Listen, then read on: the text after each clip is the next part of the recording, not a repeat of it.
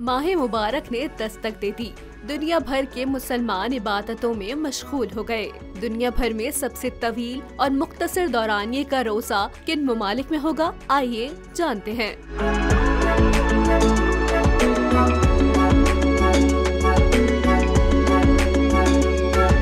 Scandinavia ममालिक में रोजे के औकात नुमाया तौर पर तवील होंगे।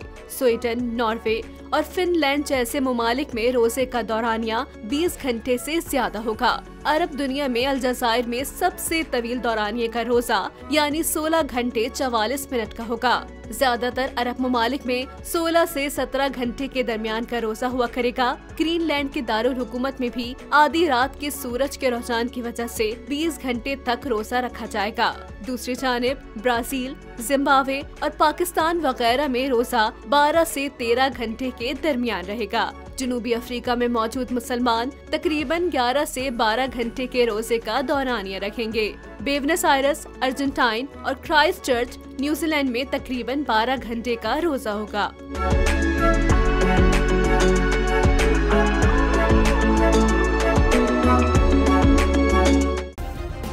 सब्सक्राइब करें और बेल दबाएं ताकि कोई खबर रह न जाए।